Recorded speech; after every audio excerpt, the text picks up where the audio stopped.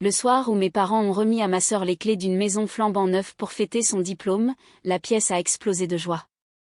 Applaudissements, téléphone brandi, sourires fiers partout autour de nous. Puis, mon père s'est tourné vers moi et a dit « Et pour toi, Manon, un abonnement à la salle de sport ». Les gens ont ri, pas d'un rire gêné, mais d'un rire franc et sonore. J'ai senti quelque chose se briser en moi. Je suis sortie en tremblant, me disant que l'humiliation était la pire chose qu'il pouvait me faire. J'avais tort. Des semaines plus tard, une lettre est arrivée avec mon nom soigneusement imprimé sur le devant. À l'intérieur se trouvait la preuve que ma famille ne s'était pas contentée de m'embarrasser. Ils avaient franchi une ligne qui pourrait ruiner ma vie. Dans cette maison, ce n'était que le début de tout le reste. Je m'appelle Manon. J'ai la trentaine et j'occupe un emploi de bureau stable qui paie les factures et rend ma vie prévisible. Je vis seule dans un petit appartement dans une grande ville française.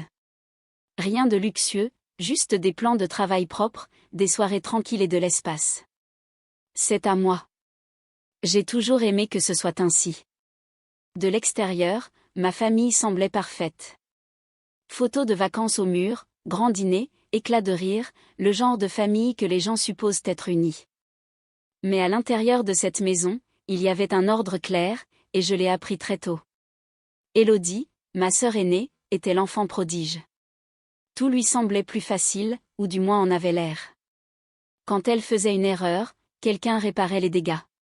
Quand elle voulait quelque chose, cela apparaissait. Une nouvelle voiture après un accident. Des cours particuliers quand ses études devenaient difficiles. Des excuses faites en son nom avant même que quelqu'un ne pose la question. J'étais l'opposé. La responsable. Celle qui n'avait pas besoin d'aide. Celle qui pouvait gérer. Si quelque chose n'allait pas dans ma vie, la réponse était toujours la même, tu te débrouilleras. Et je l'ai fait, encore et encore. Ce soir-là, au dîner de remise des diplômes, ce schéma est devenu impossible à ignorer. La maison qu'ils ont offerte à Élodie valait environ 200 000 €. Tout le monde le savait. Ils ne l'ont pas chuchoté. Ils l'ont annoncé comme un trophée. Élodie a joué la surprise, mais son sourire l'a trahi. Elle savait. Elle a toujours su. Quand mon cadeau est arrivé, il était assez petit pour tenir dans une main. Un abonnement à la salle de sport. Ma mère a dit que c'était « pratique ». Mon père a plaisanté sur le fait de rester en bonne santé. Quelques proches ont ri comme s'ils étaient soulagés que cela ne leur arrive pas à eux. Je me souviens avoir regardé la table, traçant une rayure dans le bois avec mon doigt, essayant de respirer normalement. Je n'étais pas encore en colère. J'avais honte. Je me sentais minuscule, comme si on venait de me rappeler ma place. Élodie s'est penchée et a chuchoté quelque chose sur le fait que je pourrais m'améliorer si j'essayais plus fort. Je n'ai pas répondu. Je ne faisais pas confiance à ma voix. C'est à ce moment-là que j'ai compris quelque chose d'important. Ce n'était pas irréfléchi. Ce n'était pas une erreur. C'était délibéré. Et si je restais, je passerais le reste de ma vie à être reconnaissante pour des miettes. Je n'ai pas fait de discours en partant ce soir-là. Je n'ai pas renversé de table ni crié à travers la pièce. Je me suis juste levée, j'ai pris mon manteau et j'ai dit « je m'en vais ». Ma mère a froncé les sourcils comme si je l'avais embarrassée. Mon père a à peine levé les yeux. Élodie a souri en coin, déjà distraite par l'attention autour d'elle. L'air froid dehors m'a frappé le visage et j'ai continué à marcher jusqu'à ce que mes mains arrêtent de trembler. Je suis restée assise dans ma voiture pendant un long moment à fixer le volant, rejouant chaque rire dans ma tête. C'est là que j'ai décidé que j'avais fini de prétendre que c'était normal. En une semaine, j'ai trouvé mon appartement, petit, calme et à moi. J'ai déménagé sans demander d'aide. Je n'ai pas dit à mes parents où j'allais. Je n'ai fait aucune annonce. Je suis juste partie. Les premiers jours, le silence semblait étrange. Puis, il est devenu paisible. Élodie a craqué la première. Elle a appelé, la voix légère et taquine. « Alors, c'est comment ? C'est cosy ? » Je n'ai pas répondu. Elle a envoyé un SMS plus tard, une photo de son salon, parquet en chêne, grande baie vitrée, avec une légende disant « je n'arrive toujours pas à croire que c'est à moi. J'ai mis la conversation en sourdine. Mes parents ont essayé ensuite. Ma mère a laissé des messages vocaux demandant si j'avais fini de faire ma crise. Mon père a envoyé un seul SMS, « Appelle quand tu seras calmé ». Je n'ai pas répondu. Chaque message ressemblait moins à de l'inquiétude qu'à de l'agacement parce que je ne jouais pas mon rôle. Un mois a passé. Je me suis installée dans une routine. Boulot la journée, dîner simple le soir. J'ai acheté une plante bon marché pour la fenêtre et je l'ai regardée pousser. C'était comme la preuve que quelque chose dans ma vie avançait enfin au lieu de stagner. Puis, tard un soir, mon téléphone a sonné. Le nom d'Élodie s'est affiché. J'ai failli l'ignorer, mais mon instinct m'a dit de répondre. Elle pleurait. Pas des pleurs de comédie, une vraie panique. Entre deux hoquets, elle m'a dit qu'elle avait fait une erreur stupide. Elle était allée au casino lors d'un voyage avec des amis. Elle pensait pouvoir doubler une somme d'argent. Elle a continué à parier. Elle ne s'est pas arrêtée. Elle a perdu la maison. Je me suis assise au bord de mon lit, écoutant. Je ne l'ai pas interrompue. Je ne l'ai pas réconfortée non plus. Quand elle a fini, il y a eu un long silence. Elle a finalement dit, « Maman et papa sont en train de péter les plombs. » Évidemment. L'appel a commencé le lendemain matin. Mes parents étaient insistants, plus doux maintenant. Ils disaient des choses comme « La famille aide la famille, ce n'est pas le moment d'être rancunière. » Ils ont demandé si je pouvais aider à couvrir certaines factures, juste pour un petit moment, jusqu'à ce que les choses s'arrangent. J'ai fixé le mur et j'ai senti quelque chose changer en moi. C'était ça. Le moment auquel tout ce que j'avais vécu avait mené. Et je savais que ce que je choisirais ensuite changerait tout. Je n'ai pas répondu à mes parents tout de suite. J'avais besoin de temps pour réfléchir, non pas à l'argent, mais au schéma répétitif, à la rapidité avec laquelle le ton avait changé. Un mois plus tôt, j'étais une dramatique. Maintenant, on avait besoin de moi. Élodie a débarqué à mon appartement 2 jours plus tard. Je ne lui avais pas donné l'adresse.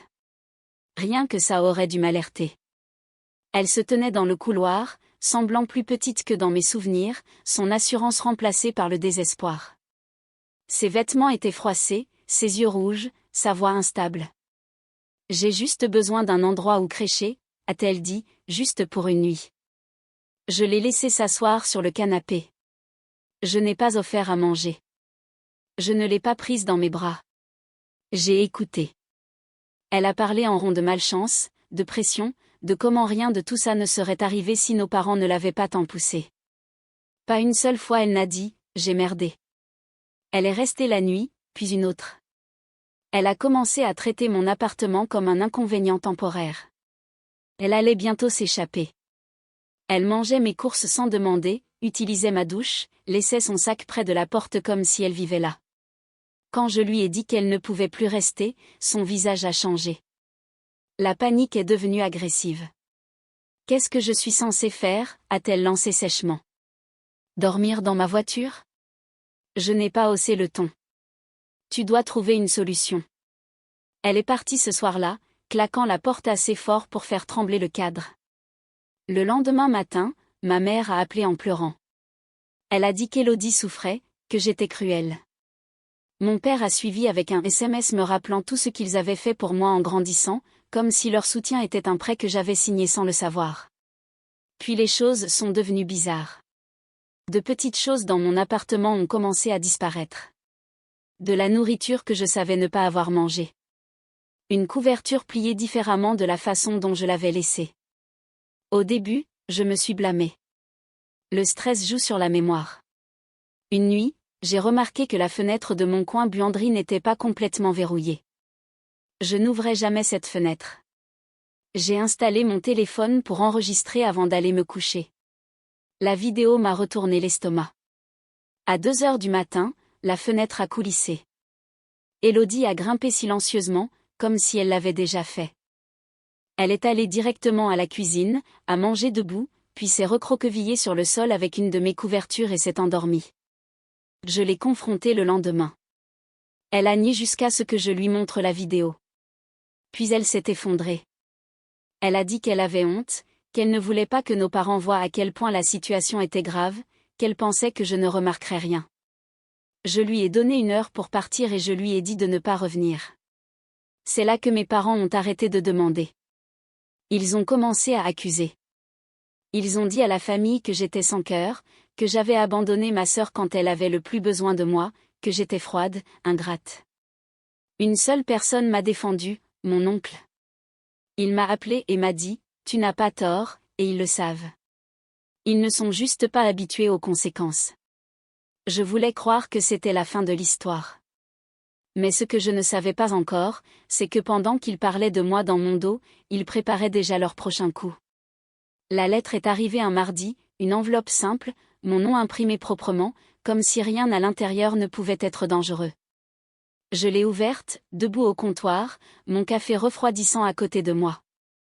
Elle disait que je devais de l'argent, pas une petite somme, assez pour me serrer la poitrine, assez pour menacer tout ce pourquoi j'avais travaillé.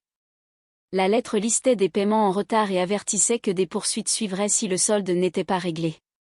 Je l'ai lu 3 fois, convaincu qu'il y avait une erreur. Je n'avais contracté aucun prêt.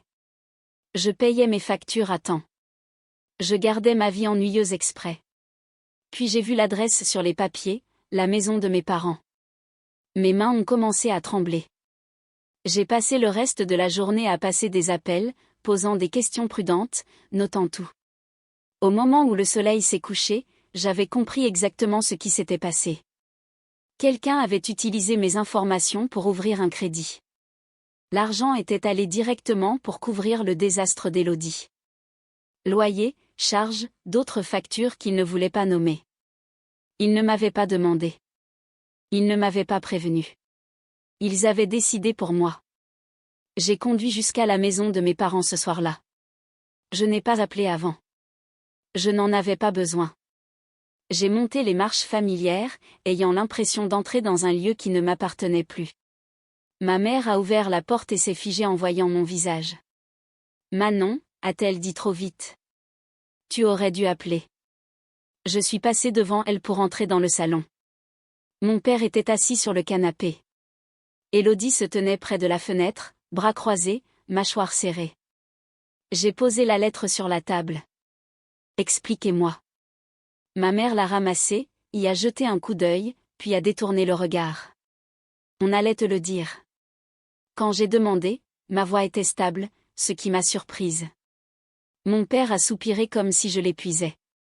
Les choses ont dérapé. On avait besoin de temps. Vous avez utilisé mon nom, ai-je dit. Mon crédit. Mon avenir. Élodie a ricané. Tu exagères.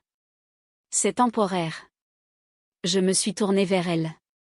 Tu n'as pas le droit de décider ça. Ma mère s'est interposée entre nous, paumes ouvertes. Tu sais à quel point elle était désespérée. Qu'est-ce qu'on était censé faire? La laisser finir à la rue? J'ai ri une fois. Court, sec. Alors, vous avez décidé de m'y mettre à sa place. Ce n'est pas juste, a craqué mon père. On t'a élevé. Tu ne penses pas que tu nous dois quelque chose? C'était ça. La phrase que j'avais attendue toute ma vie. Non, ai-je dit. Je ne vous dois rien. La pièce est devenue silencieuse. Je leur ai tout dit lentement, clairement. J'ai expliqué ce que cela pouvait me faire, comment cela pouvait affecter ma capacité à louer, à déménager, à vivre. Je leur ai dit que ce n'était pas un désaccord familial. C'était une violation grave, une usurpation d'identité. Ma mère a commencé à pleurer. De vraies larmes cette fois. On ne pensait pas que tu le découvrirais si vite. Élodie a levé les yeux au ciel. Tu ramènes toujours tout à toi. Je me suis retournée vers mes parents. Voici ce qui va se passer. Vous allez régler ça immédiatement. Vous allez gérer les paiements et clôturer tout ce qui a été ouvert à mon nom. Si j'entends encore parler de ces créanciers, je préviendrai les autorités. Je ne vous menace pas. Je vous informe. Mon père s'est levé, la colère traversant son visage. Tu n'oserais pas? Si, je le ferai, ai-je dit. Et je n'en perdrai pas le sommeil. Élodie a explosé. Tu es incroyable. Tu as un bon boulot, une vie sympa. Tu pourrais m'aider, et tu choisis de ne pas le faire. Je l'ai regardé et je l'ai vu clairement pour la première fois. Pas de l'assurance, pas un sentiment de dû. De la peur. Je t'ai déjà aidé, ai-je dit doucement. En m'écartant et en te laissant faire face à tes propres choix. Elle m'a fixée, stupéfaite. Je suis partie sans un mot de plus. Pendant les 2 jours suivants, mon téléphone n'a pas arrêté de vibrer. Appels, messages, culpabilité déguisée en inquiétude, accusation déguisée en déception. Je n'ai répondu à rien. Le 3e jour, j'ai eu la confirmation que le prêt avait été géré, soldé, payé. Encore une fois, je n'ai pas demandé comment. J'ai verrouillé mon crédit, changé mes mots de passe, tracé des lignes si claires qu'il ne pouvait pas prétendre ne pas les voir. Ce soir-là, mon oncle a appelé. Ils sont furieux, a-t-il dit. Mais ils ont peur, aussi.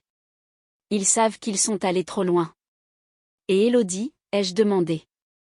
Elle est en colère, a-t-il dit. Mais pour la première fois, elle est aussi coincée.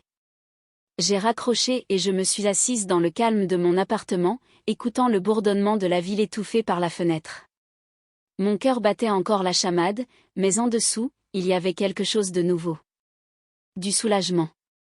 Une semaine plus tard, Élodie a réessayé. Elle s'est présentée à l'improviste, se tenant au même endroit qu'avant. Elle avait l'air pire, fatiguée, usée. « J'ai juste besoin de parler », a-t-elle dit. Je n'ai pas bougé. Dis-le.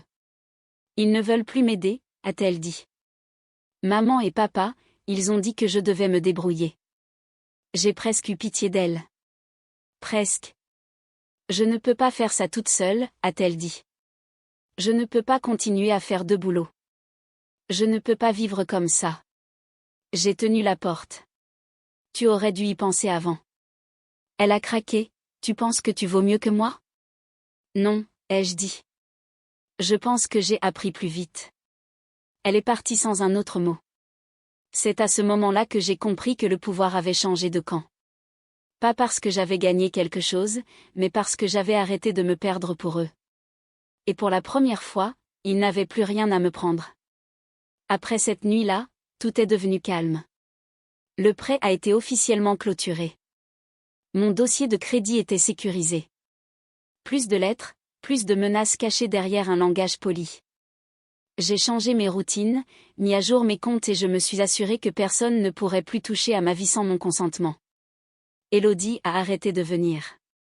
D'après ce que j'ai entendu par mon oncle, elle a emménagé dans un studio minuscule et a pris des heures supplémentaires pour payer ses factures. Pas de maison, pas de filet de sécurité, juste des conséquences.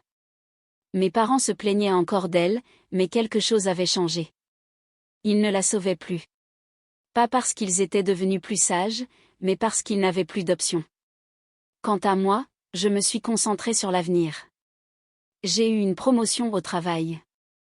Rien de tape à accent grave-l'œil, juste plus de responsabilités et un meilleur salaire.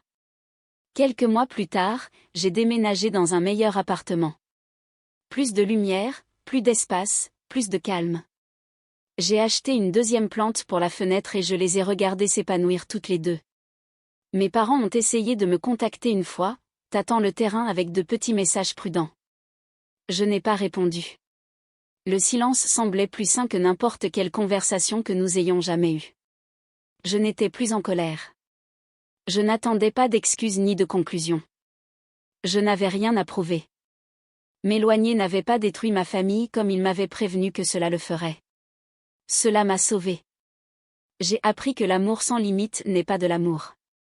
C'est la permission d'être utilisé. M'éloigner ne m'a pas rendu sans cœur. Cela m'a rendu libre. Si vous avez déjà dû vous protéger des personnes qui auraient dû vous protéger, vous n'êtes pas seul. Partagez votre histoire dans les commentaires et abonnez-vous pour ne pas manquer la prochaine.